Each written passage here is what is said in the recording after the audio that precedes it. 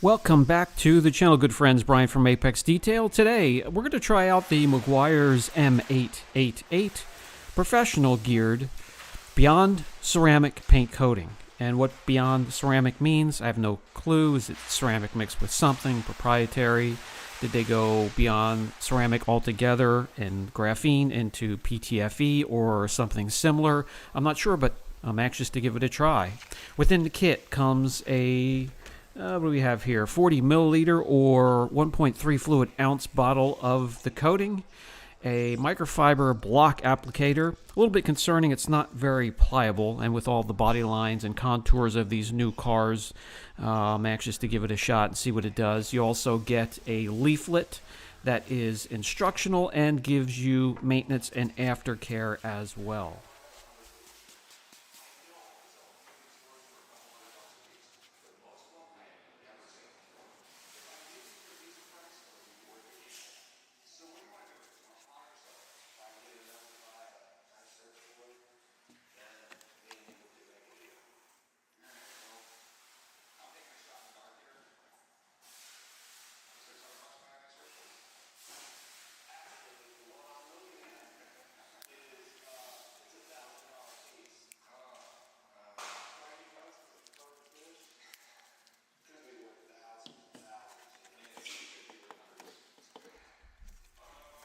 With the price tag clocking in at a little over $100, it better perform.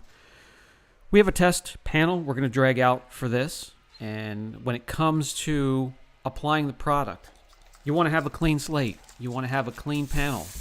You want to do full wash and decon and prep, meaning wash, clay, iron remover, polish, even if it's by hand, a panel prep. Get that surface naked and clean for the coating to get the most out of it. And even though this is just a test panel, we're going to go through the motions and do all of the above and give the products we test on this channel the best case scenario.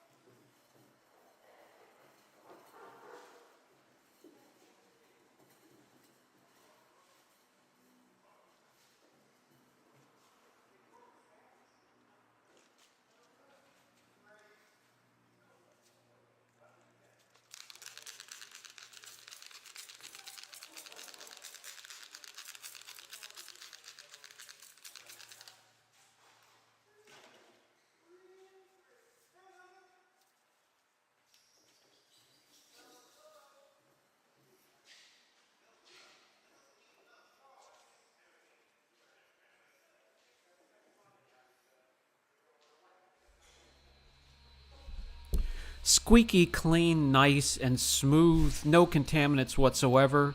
It's time to mask off a test area and apply the coating.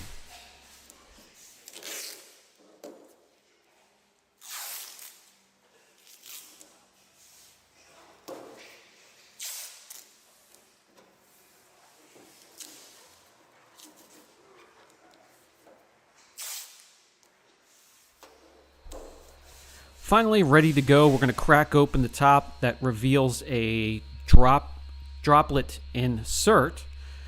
And as we get some on the applicator itself and prime it, you'll see it has the consistency, to me, similar to olive oil, avocado oil. It has a viscous feel to it. You want to prime that block, that applicator. So I'm going to load it up, get it on the panel and do a twisting motion, get those microfibers, the fibers within the pad or the applicator moving around, working the product in, and I'm going to load it up heavily one more time and start the application process. It's going to be a crisscross pattern overlapping the block applicator somewhere around 50%.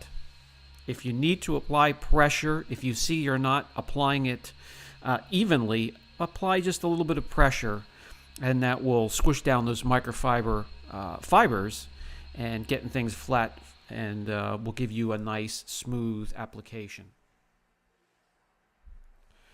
I do have the shop light set up so you get to see what it looks like as you're applying the product. That's what it should look like. I didn't notice much of a rainbow effect or a sweating effect. And we will wait the proper time. It does mention you want to have 2 to 5 minutes of dwell time before wiping it off. We're going to give it 2 layers because it also mentions you can give it a second layer for an even coat to ensure you have an even coat and give you more durability. But the first layer we're going to wait closer to the 2 to 3 minutes wipe off, and then the second layer we'll wait closer to 5 minutes and maybe even go beyond and see what it feels like. The one thing I do want to mention during application, it goes on nice and easy. A little grabby coming off, nothing that would deter me from using again. It's the hazing left behind that you feel like you have to keep wiping and wiping and wiping. And I wouldn't go and excessively wipe the product right back off the panel again. Just buff with the second microfiber the best you can, because that hazing, it eases up and it goes away.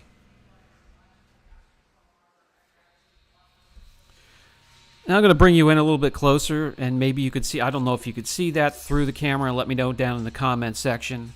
You do get that with some coatings. Some coatings you don't.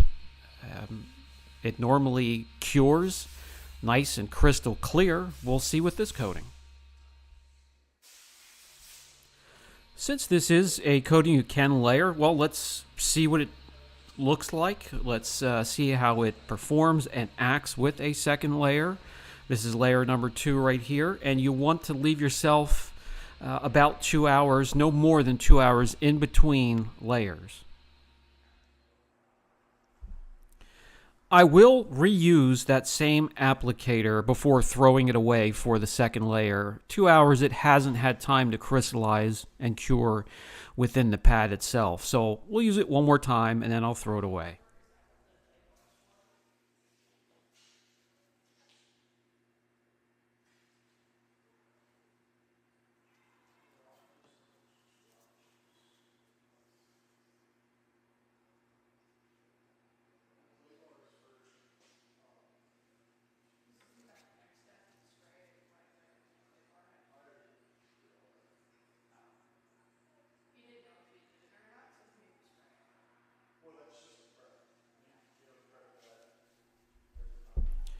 This time, instead of waiting just 2 or 3 minutes to let the product dwell on the panel before wiping off, let's lean more towards the 5-minute mark, which it does mention, and maybe go just a little bit beyond.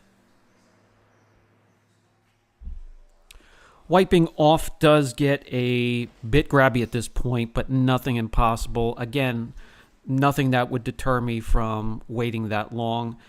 Things happen. You get distracted. You have an emergency. It's good to know that there is a window that you have before wiping off the product. At some point, if I get to test this again, I will try to find the extreme and let you know just how long you can let it dwell before it's nearly impossible to wipe off. And again, with that second layer, have a little bit of hazing. It did go away the first time, so I'm not worried about it anymore. Normally within 5 minutes, you can coat a whole hood and maybe even a fender or partial bumper before you have to start wiping off. You can kind of gauge your timing with that if you do multiple cars. Cure time is important with all coatings, so look into it. Make sure you know how long the cure time before it can get wet, before you can give it its first wash, before it completely cures. It's a little bit different with every coating. We come back a couple days later. This coating does mention it wants you to keep the vehicle dry for at least 24 hours. The coating is fully cured after 7 days. Do not wash or use chemicals on the paint for at least a week to ensure a full cure. The coating does, at this point, a couple days later, about a week later, jump in gloss a few points. Nothing spectacular, nothing huge, but it's good to try it again after it's fully cured. I would give, some coatings can take up to 20-30 days to fully cure, so keep that in mind. We'll take the tape off, and you can see a little bit of jetting effect, meaning where we apply the coating, it makes it look darker, richer, it gives it depth. A little bit slicker as well. You can feel that. Feels smooth as butter, and the applicator for the coating here flies off in the test area a lot quicker than the unprotected area.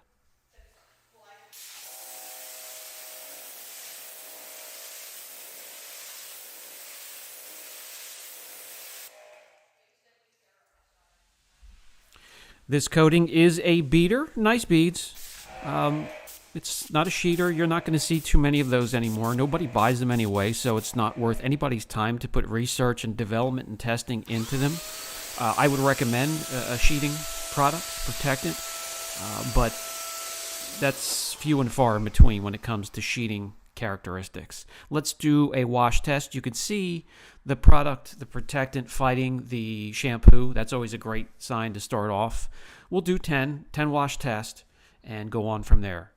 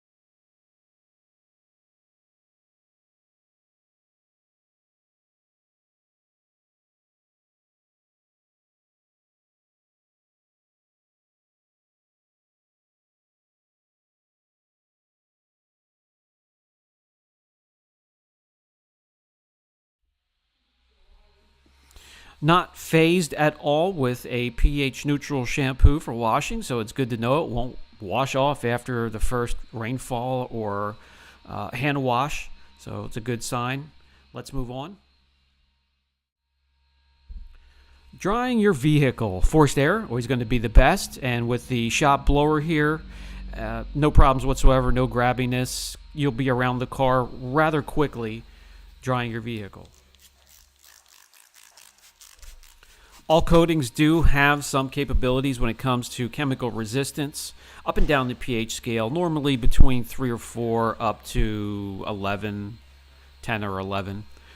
Bug cleaner here. Some of these are used on the front of vehicles on protected cars. We're going to go up and down the pH scale with a few chemicals. There is nothing that can equal Mother Nature and the environment around your car, sunlight, all being combined. So real-world testing in your environment is going to be key, and that's up to you. I will try to find a volunteer who wants to put this on their vehicle at some point. Haven't found one yet, and if they do, I'll keep you posted. So far, the M888 has laughed at the 10 wash test and a bug cleaner. Let's just jump right to sealant killers here. Citrol 266. We use this for many applications here at the shop, and it can remove old waxes, sealants, and spent coating remnants. Let's put a heavy layer on, rinse it, and continue. No adverse reactions to the first treatment with Citrol 266. We'll do it again, wipe it in this time, blowing off the moisture after the test and wash. The water still flies off. It's not clingy, so that's a great sign.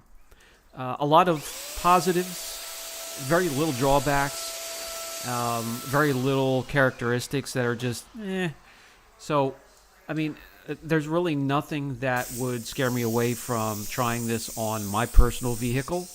Let me know down in the comment section for those that have tried the coating. How is it holding up so far?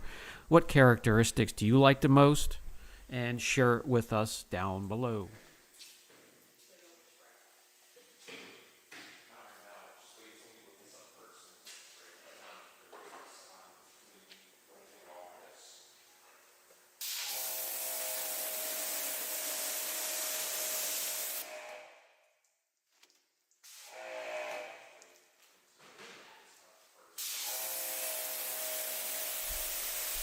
That's going to be it with this video on the Meguiar's M888 professional grade beyond ceramic coating.